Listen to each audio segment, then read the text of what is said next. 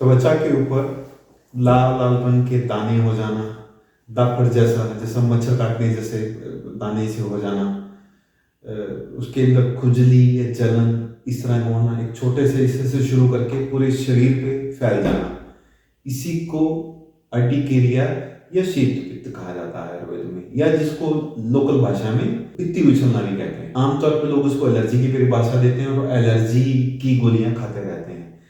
हमारे पास जब मरीज आता है अक्सर वो 4 महीना 3 महीना 2 महीना से एलर्जी की गोली रोज ही खा रहा होता है। क्यों हो रहा है, क्या कारण है, इसका कैसे इलाज संभव है, इसी के ऊपर आज हम लोग बात करेंगे। नमस्कार दोस्तों, मैं doctor Tarun Bharti tick my health में आप लोगों का स्वागत करता हूँ। अर्टिकेरिया एक तरह की चमड़ी की एलर्जी है। असल में ये चमड़ी की एलर्जी नहीं है, ये प्रॉब्लम शुरू होती है आपके पेट से।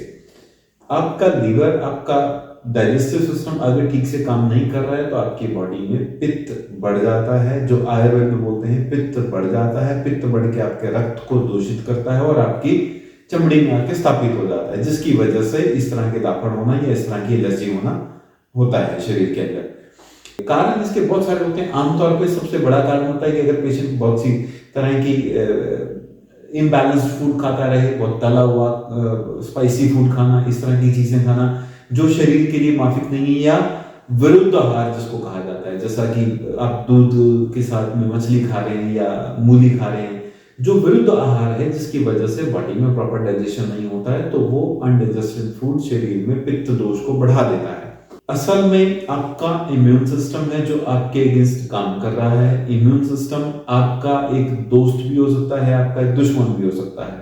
इम्यून सिस्टम हाइपर एक्टिव होने की वजह से वो हर छोटी छोटी चीज को जब रिएक्ट करना शुरू कर देता है तो अर्टिकेरिया उसकी एक प्रेजेंटेशन होती है। इसको बोलते हैं सिस्टेमिक इन्फ्लेमेशन। सिस्टेमिक इन्फ्लेमेशन का मतलब शरीर के विभिन्न हिस्सों में किसी, जैसा अंगार में से अग्नि निकलती है ना, ऐसा एक अग्नि की तरह छोटी छोटी चिंगारियां पूरे शरीर में रहती हैं अंदर। देखने में नहीं होएगा पर इसको सिस्टेमिक इन्फ्लेमेशन कहा जाता है। जब ये लगातार बढ़ते बढ़ते इस पोजीशन पे आ जाती है तो ये शुरुआत अर्टिकेरिया से होती है, पर इसकी कॉम्प्लिकेशन बहुत खतरनाक हो सकती हैं। ये सिस्टेमिक इन्फ्लेमेशन लॉन्गर रन में आपके एंडोथेलियल डैमेज अर्थात आपके नसों में डैमेज करता है, जिसकी वजह से ब्लॉकेज होती है, हार्ट का प्रॉब्लम होना, किडनी का प्रॉब्लम होना, लीवर का डैमेज होना, बालों का झड़ना और बहुत सारी ऐसी प्रॉब्लम्स जो डायबिटीज होना, हाइपरटेंशन होना, कोलेस्ट्रॉल का बढ़ जाना, ये सब चीजें सिस्टेमिक इन्फ्लेमेशन की लॉन्ग टर्म साइड इफेक्ट्स हो सकते हैं। आयुर्वेद में इसको बड़ी डिटेल में एक्सप्लेन किया गया है।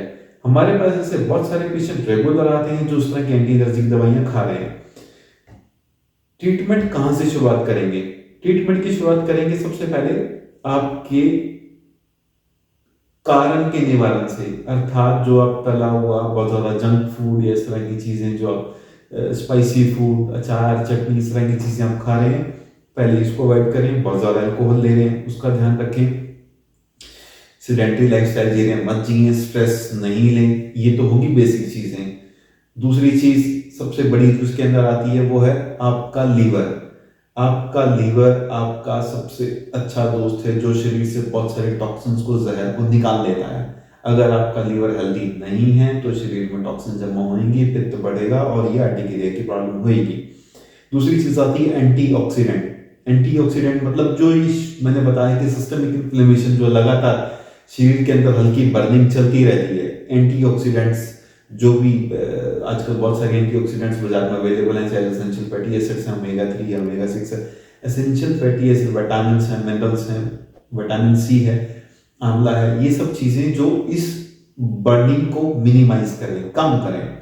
फिर आयुर्वेद में जो बहुत सारे ऐसी ट्रीटमेंट्स मेंशन हैं, जैसा कि सूत शिखर रस है, मुलेठी है, करक्यूमिन है, हल्दी वगैरह है, काली मिर्च है, ये वो चीजें हैं जो आपके सिस्टमिक इन्फ्लेमेशन को, आपकी बर्निंग को मिनिमाइज करती हैं। जहां पे आपका हिस्सा अफेक्टेड है वहां पे सरसों के तेल को लगाना, इसका प्रावधान दिया गया है। ये सब चीजों से आपके शरीर में बर्निंग मिनिमाइज होती है, जलन कम होती है और एलर्जी की पॉसिबिलिटीज कम होती हैं। अगर आप ऐसी किसी एलर्जी या ऐसी किसी पित्ती उछलना जैसी बीमारी से लगातार पीड़ित हैं तो आप हमारे नंबरों पर या हमारे क्लिनिक के ऊपर संपर्क कर सकते हैं। हम आपका उचित ट्रीटमेंट करने में मदद करेंगे। धन्यवाद।